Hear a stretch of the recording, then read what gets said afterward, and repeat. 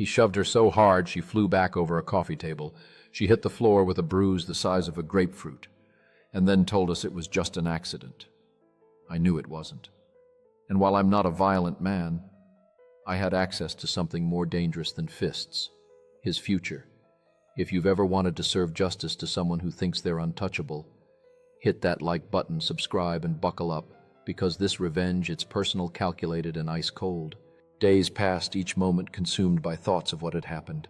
The anger simmered quietly within me, making me realize that vengeance was not just a fleeting emotion. It was a plan forming in the shadows. As I gathered information, old friendships rekindled and alliances formed, all plotting to take him down. This would be no mindless act of rage, but a carefully orchestrated downfall, one move at a time. With every piece of evidence collected, the puzzle of his life began to take shape. Friends and enemies, secrets and lies. Weaving them all together was like writing a thrilling novel with him as the main character destined for an unforeseen twist. I meticulously traced his steps, understanding every weakness, every flaw, preparing to strike when he least expected it. This was just the beginning, and in my heart I knew justice would be served. Back when the internet still felt like a weird science project and dial-up tones haunted our dreams, I was just trying to get by at junior college. Like most broke students, I looked for ways to cut costs. That's how I ended up moving in with my girlfriend at the time. We'll call her Lucy. It made financial sense, but honestly, we got along well, and sharing a space just felt right. Our little house was filled with laughter and the scent of home-cooked meals. We created a routine. Mornings were filled with coffee and late-night study sessions. Trust became our foundation, for we were both navigating life's challenges together. Every note we took and every shared meal made us closer, as we built not just a home, but a partnership. We learned to communicate openly, sharing dreams, hopes, and even fears, trusting each other with our vulnerabilities. Through late-night talks and comforting embraces, we found solace in one another. Those quiet moments on the porch, watching the sun dip below the horizon, reminded us that love thrives on trust and shared experiences. One evening, Lucy said she was inviting a classmate over for game night. No big deal. We'd done a few low-key gatherings before. What I didn't expect was that this classmate turned out to be someone I actually knew from high school, Sarah. We weren't besties back then, but we had a friendly vibe. So when she showed up with a bottle of soda and a smile that looked a little too grateful, I figured this was going to be a fun hangout. It was. Game night was a blast. Inside jokes, harmless trash talk, popcorn fights. One of those nights where you actually feel like a college student, not just someone surviving on ramen and deadlines. As the night went on, we shared stories from high school. Laughter echoing through the room, bringing back memories, while creating new ones that felt just as significant. The more we talked, the more I realized how much I had missed moments like this. Real connections, genuine laughter, and the thrill of a game that brought us together once again. With every laugh and joke, it felt like we were rewriting our narrative, turning casual acquaintances into friends, all while enjoying the simple pleasure of each other's company. After that, Sarah became a regular. Movie nights, potlucks, game marathons. She fit right into our circle like a missing puzzle piece. But there was one awkward variable: her boyfriend. Let's call him Jay. Conflict. Red flags and bruises. Jay was off. The few times he came with Sarah, he'd sit on the edge of the couch like it was contaminated. Never smiled, never engaged. Eyes scanning like he was keeping tabs instead of having fun. At first, we gave him the benefit of the doubt. Not everyone's a social butterfly.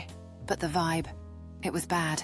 Tense. He didn't want to be there, and worse, he didn't want Sarah to be there either. Then came the night everything cracked. It was late. The kind of late where everyone else is asleep or out partying. Lucy's phone rang and I saw her face drop mid-scroll. Sarah was crying on the other end. 15 minutes later, she was on our couch, visibly shaken. Tear-streaked, voice trembling. Jay had accused her of cheating. Not just yelling, screaming. According to her, it wasn't clear who he thought she was cheating with. Me, Lucy, both of us didn't matter. He was convinced and furious. When she tried to leave, he shoved her. Hard. She tripped backward, crashing over a coffee table and hitting the floor. She later showed Lucy a bruise that looked like it had been painted on with cruelty itself, purple-black swollen. Sarah insisted it was the first time, that it was an accident. But let me be clear, I didn't see an accident. I saw a pattern starting, and I couldn't let it grow. I couldn't shake off the feeling that this was just the beginning. The signs were there, hiding in plain sight, whispering warnings I was too afraid to acknowledge. As she spoke, her words blended into a haunting melody of despair, each sentence revealing a deeper truth about Jay that made my skin crawl. I remembered the last party we attended together, where his laughter turned sinister when he drank too much. I remembered how uncomfortable it felt to watch him interact with Sarah, the way he would grip her arm a bit too tightly when he was joking, leaving invisible marks of ownership. Something needed to change, and I knew it couldn't wait. I'm not a violent guy. I've never thrown a punch in my life. But that night I wanted to. Every muscle in my body tensed up like they were ready to spring. I could feel the blood pounding behind my eyes.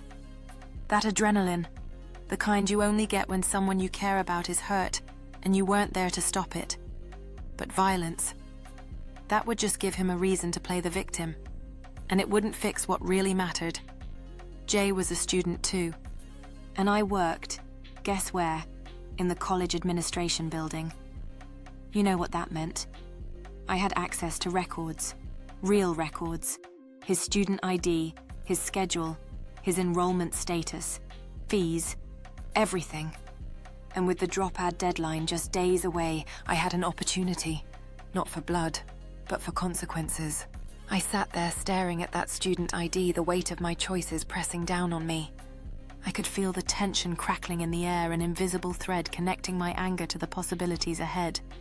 The last time I saw Jay, he had that cocky smirk plastered on his face like he owned the world.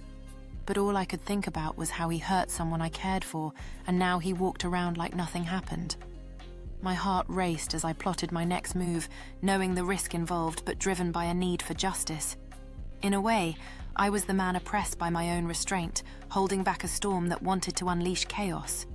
And as I stepped out into the night, I felt my resolve harden. I wouldn't let this go unchallenged. The plan. Death by 1,000 clicks. You see, this was before online class registration was a thing. If you wanted to add or drop classes, you had to use the official phones in the admin office or go through the staff manually. I waited until the very last possible day. I looked up his info student ID, registered classes, enrollment units. Then I picked up the phone. Click. I dropped him from every single class he was enrolled in. Click. Then I added him to every course I could find that came with a hefty extra fee. Lab classes, materials, courses, stuff with supply charges that no one actually wants. Click. One by one, his schedule turned into a nightmare. And here's the kicker. Jay was a foreign student, which meant if he dropped below a certain number of enrolled units, he could lose his visa. And with those class fees stacking up, he wouldn't be able to access transcripts, request a schedule update, or even register again without paying off his debt. He was stuck. The payoff. Silent, satisfying, and surgical. A week later, Sarah had to go back to her English class, the only one she and Ja. A week later, Sarah had to go back to her English class, the only one she and Jay had together. She told us she was terrified of running into him again. But when she walked in, Jay was already there, standing. No seat. Confused. The professor took roll, standard procedure when too many students show up on day one. And Jay wasn't on the list. He tried to argue. I was here last week, he said. The professor just shrugged. If you're not on the roster, I can't let you stay. Someone from the wait list had already been added in his place. Sarah told us later she never saw him in that class again. I waited a few weeks before checking his records again, just to see if he bounced back. The courses with extra fees were gone, but so was everything else. No new schedule, no enrolled units, nothing. He was gone. I'll admit, sometimes I wonder if I went too far. Maybe I shouldn't have messed with his academic record. But then I remember the look on Sarah's face when she walked into our apartment that night. The shaking hands, the bruises, the pain of betrayal. And I think he deserved worse. I didn't hurt him, but I made damn sure he couldn't hurt anyone else. Mess with me. Fine. Mess with my friends. You better pray I don't have your student ID. If this revenge story hit you right in the sense of justice, smash that like button and tell me in the comments, what's the pettiest thing you've ever done that felt totally worth it? And if you want more stories like this every week, subscribe now, because Karma's got receipts. I can still see him sitting there haunted by the consequences of his actions. The weight of his regret was palpable, filling the space like the thick humidity before a storm. While he thought he could escape the past, the truth is that karma has a way of catching up to you no matter how fast you run. With every passing moment, I felt a surge of satisfaction knowing justice had been served, even if it wasn't the most conventional method. Not only did I protect my friend, but I also ensured that he would think twice before crossing someone else. The echoes of his mistakes reverberated in that empty classroom, a reminder that actions have consequences. If you've ever felt that rush of retribution, drop a comment and share your story. Each tale creates another thread in our shared understanding of justice.